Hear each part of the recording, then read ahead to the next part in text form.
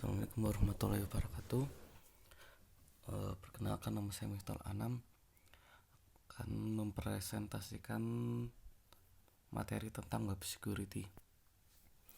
Belakangan ini perkembangan teknologi sudah sedemikian pesat, tidak terkecuali pada perkembangan teknologi website. Saat ini sudah banyak sekali aplikasi berbasis web yang dirilis oleh para pengembang seperti aplikasi telekomunikasi dan informasi, chatting, resource sharing, dan sebagainya. Banyaknya fasilitas dan fungsional yang ditawarkan oleh berbagai aplikasi web akan semakin meyakinkan dengan adanya keamanan web pada setiap aplikasi web tersebut. Untuk contoh kasus kesalahan sistem akan diterangkan oleh anggota kelompok kami yang lain. Assalamualaikum warahmatullahi wabarakatuh.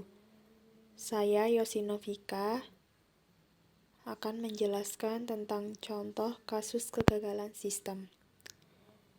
Peretas Rusia curi 89,3 miliar dengan modus menggandakan informasi rekening nasabah dan menghabiskan batas penarikan harian sebelum mengambil uang dari ATM bank di seluruh Eropa, Asia, dan Amerika Serikat pada tahun 2011.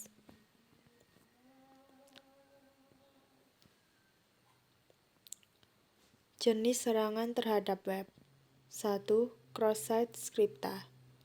Cross-site script adalah salah satu jenis serangan web di mana penyerang berusaha untuk menyisipkan skrip yang berisikan kode jahat terhadap suatu website untuk menjalankan suatu perintah, seperti menambahkan konten JavaScript, ActiveX, pada request yang dapat membuat keluaran HTML yang dapat dilihat oleh user lain.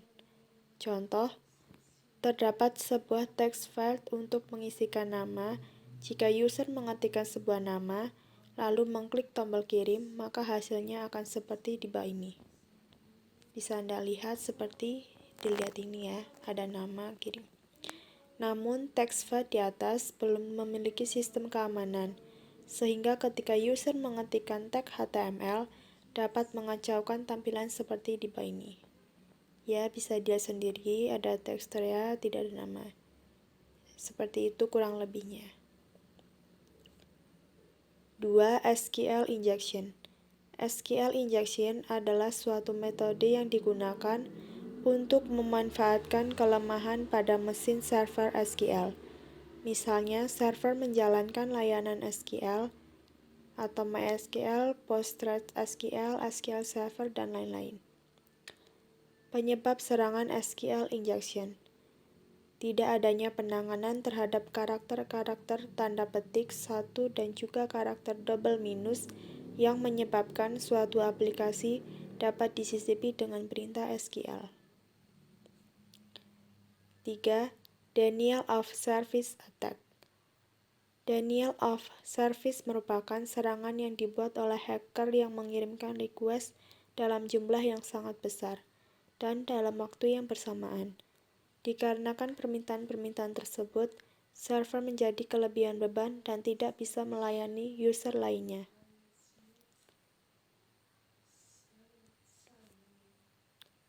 Contoh kasus. Insiden yang menyerang DDoS juga terjadi pada pertengahan tahun 2009, di mana domain .co.id sempat drop selama 4 hari akibat serangan DDoS. Karena domain drop otomatis, para pengguna tidak dapat mengakses situs dengan domain .co.id. Bagi pengguna email di yahoo.co.id, tidak dapat mengakses emailnya karena domainnya telah down.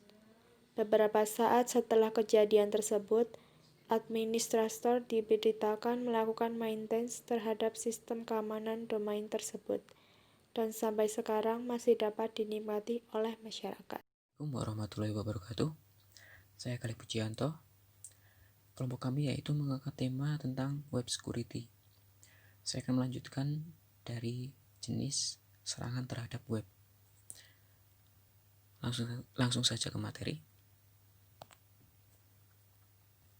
Keempat yaitu password cracking tools, yaitu alat bantu untuk menemukan atau membobol kata kunci rahasia dari data yang disimpan oleh sistem komputer. Tujuannya yaitu memperoleh kembali password yang lupa atau hilang. Contohnya, Nix brute force, Hydra escape. Selanjutnya, file inclusion, ada remote file inclusion dan local file inclusion. Remote file inclusion diartikan sebagai penyisipan sebuah file dari luar suatu file bertujuan script di dalam akan dieksekusi pada saat file yang disisipi di load. Sedangkan local file inclusion, sebuah celah di mana situs di mana attacker dapat mengakses semua file di dalam server dengan melalui URL. Contohnya, kalau lokal yaitu ada link situs nanti ke penyimpanan komputer itu. Sedangkan contoh remote file inclusion, ada situs ke situs servernya. Selanjutnya, DNS poisoning. DNS poisoning merupakan cara menembus pertahanan dengan cara menyampaikan informasi IP address yang salah mengenai sebuah host. Tujuannya di sini yaitu mengalihkan lalu lintas paket data dari tujuan yang sebenarnya. Spoofing. Spoofing adalah teknik yang digunakan untuk memperoleh ke suatu komputer atau informasi dengan cara tidak sah, yaitu menggunakan cara berpura-pura memalsukan bahwa mereka adalah host yang dapat dipercaya.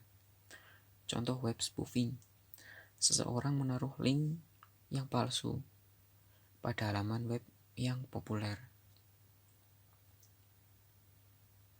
Kelemahan server, di sini ada biaya operasional relatif lebih mahal, diperlukannya adanya satu komputer khusus yang berkemampuan lebih sebagai server.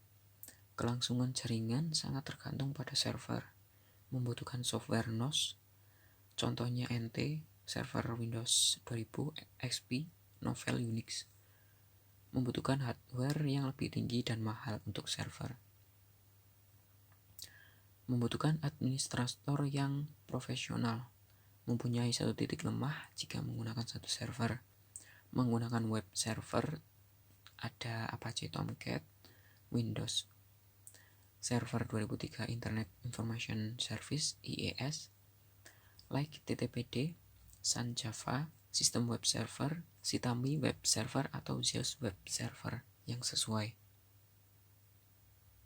Sekian presentasi dari saya, terima kasih. Wassalamualaikum warahmatullahi wabarakatuh. Ini untuk cara mengatasi serangan terhadap web,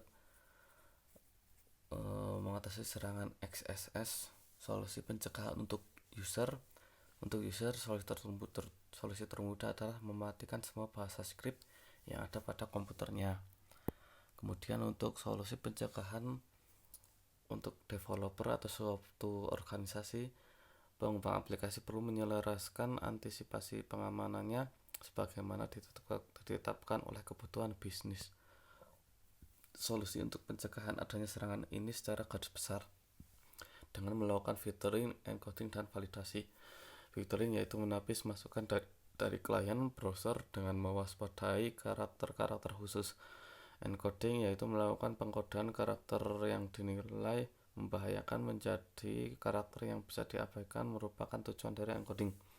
Validasi untuk menjamin hanya input yang tepat yang akan dipilih.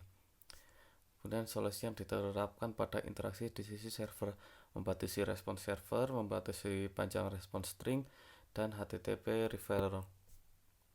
Mengatasi serangan SQL injection. Cara yang bisa kita lakukan untuk mengatasi serangan SQL injection yaitu kita bisa membuat script anti-SQL injection dengan memanfaatkan fungsi bawaan dari PHP yaitu MySQL Real Escape atau MySQL Real Escape String. Kemudian batas panjang input box yang jika memungkinkan. Kemudian matikan atau sembunyikan pesan-pesan error yang keluar dari SQL server yang berjalan. Kemudian matikan fasilitas-fasilitas standar seperti stored procedures, extend stored procedures jika memungkinkan. mengatasi serangan DOS, yaitu dengan mengaktifkan firewall pada komputer yang digunakan. Kemudian install IDS atau Intrusion Detection System. Kemudian selalu tolak semua permintaan data pada UDP User Datagram Protocol pada situs Anda. Kemudian hilangkan semua bug dan celah yang terdapat di situs Anda. Kemudian selalu memperbarui sistem di situs Anda. Kemudian selalu kontrol setiap ada IP terbaru dan IP yang mencurigakan.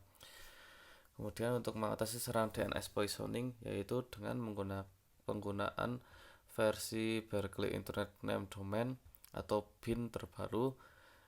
Kemudian pembatasan query, kemudian memonitor server DNS dan berita keamanan BIN, kemudian mematikan layanan yang tidak perlu dan memfilter lalu lintas data.